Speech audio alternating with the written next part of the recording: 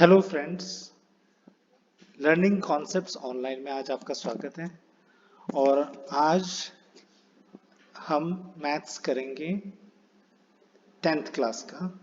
और इसमें चैप्टर रहेगा रियल नंबर्स। वेल, अभी स्टार्ट करने से पहले मैं ये कहना चाहूँगा कि जिन्होंने भी लर्निंग कॉन्सेप्ट्स ऑनलाइन को सब्सक्राइब नहीं किया है तो उस इस चैनल को सब्सक्राइब कर लें, ताकि आपके पास जो भी हमारे लेटेस्ट वीडियोस हैं वो मिलते रहें। तो पहला चैप्टर है real numbers. Euclid's division Lima हम इसमें करेंगे। तो यूक्लिड डिवीजन लीमा क्या होता है? नॉर्मली आपने पढ़ा होगा छोटी क्लास में कि dividend equal to divisor into quotient plus remainder. ये एक लाइन आपने पढ़ी होगी, पर कभी हमने सोचा नहीं था कि ये भी कोई डिवीजन लीमा जैसा है, क्या है। तो आज ये वही उसी कॉन्सेप्ट पे हम काम करेंगे। तो ये जैसे दिया हुआ है कि ये 17, 6, 5, 12, 20, 4 ये पेयर्स दिए हुए, तो इनको हमने रिप्रेजेंट किया है उस फॉर्म में।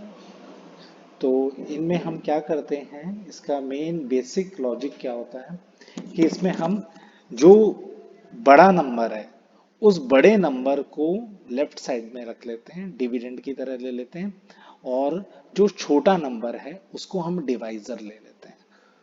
तो फिर ये नंबर हो जाता है 17। जैसे 17, 6 का मैं बताता हूँ। 17 इक्वल टू 6, तो 6 से हम डिवाइड कर रहे हैं 17 को, तो 6 2 ज़ा 12 होता है। मैक्सिमम हम डिवाइड करेंगे जितना हो सकता है। तो 6 2 ज़ा 12, तो 12 और बाकी का जो रिमाइंडर बचा वो हम ऐड कर देंगे, तो +5। तो 6 goes into 17 twice and leaves a remainder 5। ऐसे ही 5 इक्वल टू 12 इंटू 0 + 5 ऐसे हम लिख सकते हैं। और फिर 20 इक्वल टू 4 इंटू 5 + 0, तो ऐसे लिख सकते हैं। तो ये a equal to b q plus r इस फॉर्म में हो गया, जिसमें r जो है वो ग्रेटर देन और इक्वल टू 0 हो सकता है, और लेस देन b के रहेगा इक्वल। ठीक है, तो कोई भी whole numbers q and r हैं तो वो इस इक्वेशन को सेटिस्फाई करेंगे। तो यही यूक्लिड्स डिवीजन लेमा होता है कि given positive integers a and b there exist unique integers q and r satisfying a equal to b q plus r. तो r जो लाई करता है 0 से ग्रेटर देन और equal to and less than b के बीच में। Next हम करेंगे, ये बहुत इंपॉर्टेंट है, Euclid's division algorithm. Euclid's division algorithm क्या है? इसमें एचसीएफ निकालने को आता है, ये अक्सर बोर्ड एग्जाम में आता है ये क्वेश्चन कि तो इसमें हम एल्गोरिथम, एल्गोरिथम क्या है? स्टेप बाय स्टेप मेथड, तो उसको एल्गोरिथम कहते हैं। तो ये हम देखेंगे कि एचसीएफ में कैसे हम अप्लाई करते हैं। कि स्टेप 1 हमने लिखा कि सबसे पहले तो डिवीजन लीमा हम लगाते हैं। कोई दो नंबर हमें गिवन है, जैसे सी और डी दो नंबर दिए हैं, तो उनमें हम पहले डिवीजन लीमा लगाएंगे जो अभी हमने पढ़ा था। तो फिर वो किस फॉर्म में होगा? क्यू और आर की फॉर्म में होगा। तो यानी कि C equal to d q plus r, और ये R जो है 0 और D के बीच में है। फिर स्टेप 2 पे जाएंगे कि अगर हमने उस फॉर्म में डिवीजन लीमा की फॉर्म में उसको रखा है, निकाला है, और अगर रिमाइंडर 0 आ रहा है, R इज इक्वल टू 0 आ रहा है, तो जो HCF है D इज द HCF, फिर D HCF होगा। C एंड D का HCF D होगा, जो डिवाइजर है वो SCF हो जाएगा। अगर ऐसा नहीं आता है then we will move on to the next step. तो R equal not equal to 0, then apply the division lemma to D and R। फिर हम D और R पे, यानी रिमाइंडर और D पर डिवीजन लीमा अप्लाई करेंगे, जैसे हमने C और D पे अप्लाई किया था। तो ऐसे कंटिन्यू करते रहेंगे प्रोसेस जब तक R 0 नहीं आ जाता। और जैसे ही R 0 आ जाएगा तो हमारा जो D है वो जो उस जिस स्टेप पे आर जीरो आएगा तो उसमें जो डी होगा यानी डिवाइजर होगा वो हमारा HCF होगा। तो ये HCF निकालने का तरीका है। और एक और HCF निकालने का तरीका आप जानते होंगे, LCM और HCF निकालने का तरीका प्राइम फैक्टराइजेशन मेथड से। वो तो आप छोटी क्लासेस में करते भी आए हैं, 4th स्टैंडर्ड 5th स्टैंडर्ड में भी आप करते हैं कि प्राइम फैक्टराइजेशन निकालते हैं, तो वो मैं यहाँ डिस्कस नहीं कर रहा हूँ।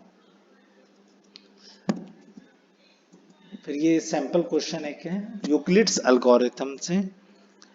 तो एल्गोरिथम में फाइंड आउट कर रहे हैं हम 124 और 24 का वो HCF फाइंड आउट कर रहे हैं। तो इसमें क्या करेंगे, तो 120 पहले देखेंगे कौन सा बड़ा नंबर है। 124 बड़ा नंबर है, तो 124 equals to 24 plus 5, 24 into 5 plus 4 कर दिया। और फिर 4 हमारा अभी रिमाइंडर 0 नहीं आया, तो हमें एक और स्टेप मूव करना पड़ेगा। हमें 24 और 4 को पे लीमा अप्लाई करना पड़ेगा, डिवीजन लीमा अप्लाई करना पड़ेगा। तो फिर आ जाएगा 24 इक्वल टू 4 इंटू 6। अब 4 तो डिविजिबल होता है, 4 6 24 होता है, तो फिर ये रिमाइंडर 0 आ गया इस केस में। तो यहाँ पे इसका मतलब जो डिवाइजर आया 4 वो हमारा क्या हो गया, HCF हो गया। फिर फंडामेंटल थ्योरम ऑफ अर्थमेटिक, ये क्या है, जैसे कोई भी कंपोजिट नंबर है उसको हम फैक्टराइज कर सकते हैं प्रोडक्ट ऑफ प्राइम्स में, और ये फैक्टराइजेशन यूनिक होगा। चाहे ऑर्डर चेंज हो सकते हैं वो अलग बात है, पर लेकिन यूनिक ये होगा। तो जैसे 18 है, 18 को हम फैक्टराइज कर रहे हैं 2 इंटू 9 लिखा, फिर और ब्रेक करते हुए हम ले गए तो 2 इंटू 3 इंटू 3 लिखा, तो इसको पावर्स में ऐसे लिख सकते हैं 2 इंटू 3 स्क्वायर। तो प्राइम फैक्टर्स में हमने लिखा, तो किसी भी कंपोजिट नंबर को हम ऐसे लिख सकते हैं। अब हम आते हैं, ये बहुत इंपॉर्टेंट क्वेश्चन है, रूट 2 इज इरेशनल, ये थ्योरम। तो ये बहुत प्रूव करने को आता है, रूट 2 भी आता है, कई बार रूट 3 के लिए पूछ लेते हैं कि रैशनल प्रूव करो, या रूट 5 इज इरेशनल, ऐसे प्रूव करने के लिए आता है। तो ये बहुत इंपॉर्टेंट क्वेश्चन है, कई बार बच्चे इसे छोड़ भी देते हैं और वहाँ फिर गलत करके आ जाते हैं और मार्क्स ले नहीं पाते, तो इस पे हमें ध्यान रखना है। तो इसका हम प्रूफ देखेंगे आज। तो जैसे let us assume that root 2 is rational, पहले हम अज्यूम कर लेंगे कि रूट 2 रैशनल है। फिर अगर रैशनल है तो क्या होगा, जो भी कोई रैशनल नंबर है तो उसको हम P बाई क्यू की फॉर्म में रख सकते हैं, यानी कि R बाय एस की फॉर्म में यहाँ पर कह रहे हैं, तो R बाय एस यानी न्यूमरेटर और डिनोमिनेटर की फॉर्म में हम रख सकते हैं। तो root 2 equal to R by s. तो ये, अब सपोज करो कि कुछ कॉमन फैक्टर होगा R बाय एस में, तो वो हम डिवाइड कर देते हैं, तो फिर डिवाइड करके जो नंबर्स बचे सिंपलर फॉर्म में हमने लोएस्ट टर्म में हम लेके आएंगे। तो लोएस्ट टर्म में रैशनल नंबर आएगा, तो ये एक मान लीजिए ये आ रहा है a बाई बी। अगर ये a बाई बी आ रहा है तो क्या होगा कि दोनों नंबर यहाँ a और b को प्राइम होंगे, मतलब कॉमन फैक्टर उनमें नहीं होगा। फिर अब हम लिख सकते हैं b को, हम दूसरी साइड ले जाते हैं तो हम लिख सकते हैं b root a equals to a, तो ये हो गया। फिर हम रूट 2 को हटाने के लिए, जो अंडर रूट को हटाने के लिए दोनों साइड को स्क्वायर कर दिया। अगर दोनों साइड को स्क्वायर कर दिया तो क्या है, 2b square equals to a square. ठीक है, तो इसका मतलब क्या है, therefore 2 डिवाइड्स a स्क्वायर। अगर 2 उसमें आया तो यानी कि अभी जो हमने फंडामेंटल थ्योरम ऑफ अर्थमेटिक पढ़ा था, तो उसके हिसाब से ये 2 जो है उसका a स्क्वायर का फैक्टर है। तो a स्क्वायर का फैक्टर है, तो a स्क्वायर की टेबल में आता है, क्योंकि तभी ये a square equal to 2b square है, तो इसलिए वो डिवाइड कर सकता है। तो इसलिए हम लिख सकते हैं, तो a इक्वल टू 2c, तो मतलब जो 2 है a का फैक्टर है, तो इसलिए a को कैसे लिखा जा सकता है, a equal to 2c for some integer c, कोई इंटीजर लेके।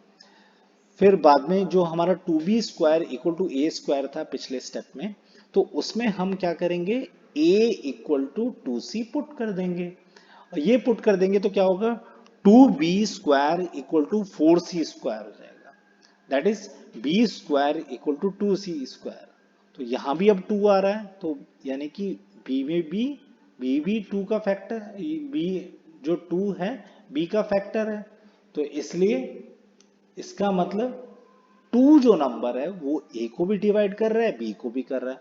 पर अभी तो हम मान के चले थे कि a और b तो को प्राइम नंबर है, आपस में उनका कोई कॉमन फैक्टर है ही नहीं।